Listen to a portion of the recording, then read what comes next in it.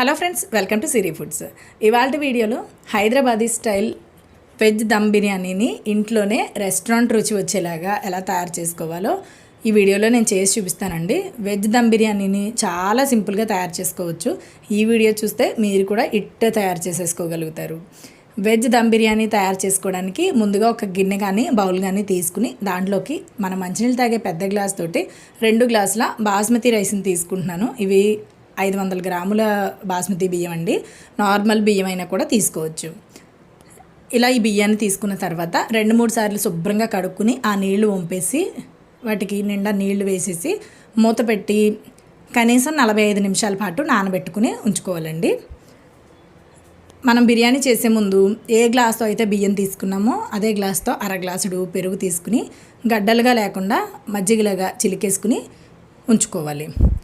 ఇప్పుడు ఆ పెరుగులోకి 2 చెంచాల కారం, 1 చెంచాడు ధనియాల పొడి, 1 చెంచాడు జీలకర్ర పొడి, 1 చెంచాడు గరం మసాలా వేసుకుని ఇవన్నీ కూడా ఉండలుగా లేకుండా పెరుగులో కలిసిపోయే విధంగా కలిపేసుకుని దీన్ని కూడా పక్కన ఉంచండి. ఇప్పుడు మనం బిర్యానీ చేసుకోవడానికి స్టవ్ ఆన్ చేసుకుని స్టవ్ పైన ఖచ్చితంగా అడుగున మందంగా ఉండి కాస్త వెడల్పుగా ఉన్న పాత్రను పెట్టుకోవాలి. అది వేడెక్కిన తర్వాత 4 టేబుల్ స్పూన్ల నూనె, 4 టేబుల్ స్పూన్ల నెయ్యి వేసి నెయ్యిని పూర్తిగా కరగనివ్వాలి.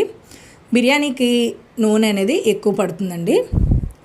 ఇప్పుడు దీంట్లో నెయ్యి కరిగిపోయిన తర్వాత కొన్ని మసాలా దినుసులు వేసుకుని కొంచెం సేపు వేయించుకోవాలి. 2 ఇంచుల దాల్చిన చెక్కలు 2 స్టార్ అనాస, 2 నల్ల యాలకులు, 8 లవంగాలు, మామూలు యాలకులు 4, 2 నల్ల యాలకులు, 1 టీ స్పూన్ షాజీరా ఇవన్నీ వేసేసి మీడియం ఫ్లేమ్లో కొంచెం సేపు వేగితే వాటి యొక్క ఫ్లేవర్ బిర్యానీకి బాగా పడుతుంది. తర్వాత 3 పెద్ద ఉల్లిపాయలు, 5 పచ్చిమిరపకాయలని వేసుకుని కొంచెం సేపు వేగిన తర్వాత 2 బిర్యానీ ఆకులు, 1 టీ స్పూన్ ఫ్రెష్గా రుబ్బిన అల్లం వెల్లుల్లి పేస్టు వేసుకుని అల్లం వెల్లుల్లి పేస్టు పచ్చివాసన పోయేంత వరకు 1 నిమిషం పాటు అలా వదిలేసి బాగా వేగనివ్వాలి.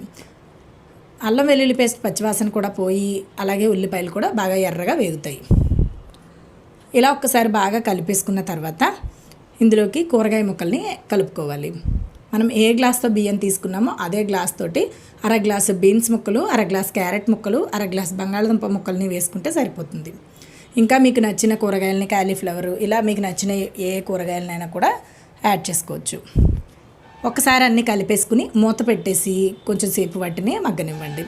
ఇప్పుడు వేరొక బర్నర్ పైన అన్నం ఉడికించుకోవడానికి ఎసరు పెట్టుకోవాలండి. ఒక పెద్ద గిన్నెతోటి ఇలా నిండా నీళ్ళు ఎసరు పెట్టుకుని దాంట్లోకి 1 టీ స్పూన్ అల్లం వెల్లుల్లి పేస్ట్, 1 టీ స్పూన్ షాజీరా, 8 లవంగాలు, 2 స్టార్ అనాస, 2 నల్ల యాలకులు, 3 తెల్ల యాలకులు, 2 బిర్యానీ ఆకులు, రుచికి సరిపడా ఉప్పు ఇవన్నీ వేసేసుకుని ఒక్కసారి కలిపేసుకుని ఈ నీళ్ళని బాగా మరగనివ్వాలి.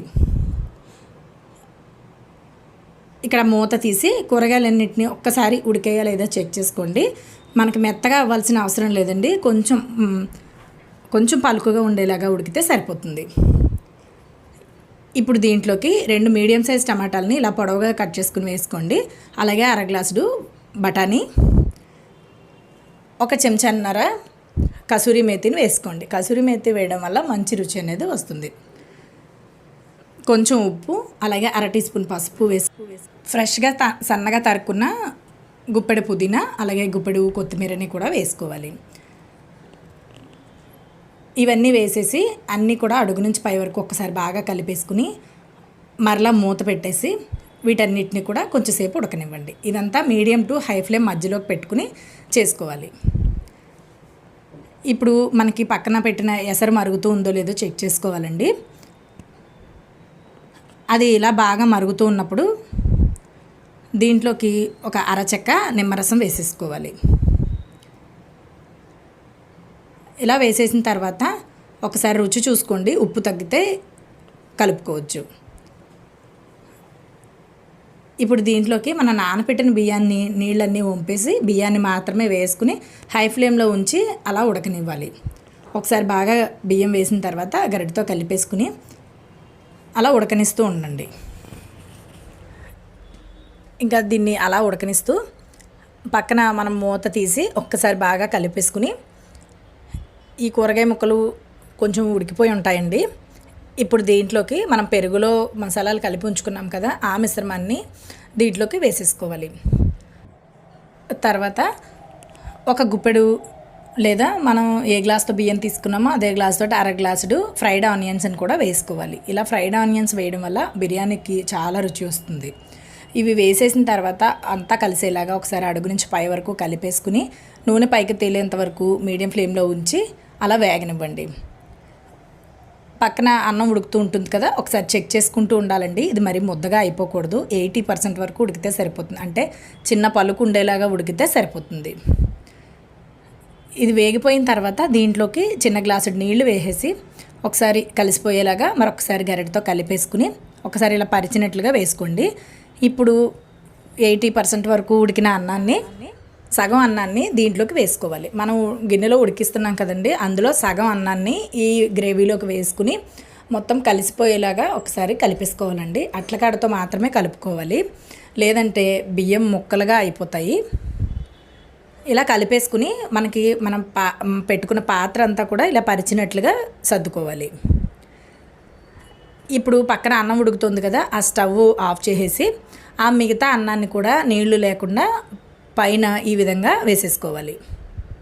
అంటే 2 లేయర్స్ లాగా వస్తుంది. ఇలా వేసేసి పైన ఒక చెంచాడు గరం మసాలాని ఈ విధంగా చల్లండి. అలాగే ఒక గుప్పెడు ఫ్రైడ్ ఆనియన్స్ని కూడా మరలా పైన వేసుకోవాలి. ఫ్రెష్గా సన్నగా తరుక్కున్న గుప్పెడు పుదీనా, గుప్పెడు కొత్తిమీరని కూడా దీనిపైన వేసేసుకోవాలి. ఇవి వేసిన తర్వాత 4 టేబుల్ స్పూన్ల నూనె, 4 టేబుల్ స్పూన్ల నెయ్యిని అంచుల వెంబడి కొంచెం మధ్యలోకి ఈ విధంగా వేసేసుకోవాలి. ఇవన్నీ ఇలా వేసేసిన తర్వాత మూత పెట్టేసి ఆవిరి బయటికి పోనివ్వకుండా 8 నుంచి 10 నిమిషాల పాటు బాగా మంటని సిమ్లోకి పెట్టేసుకుని అలా ఉడకనివ్వాలండి. ఆవిరి మీద ఉడుకుతుంది.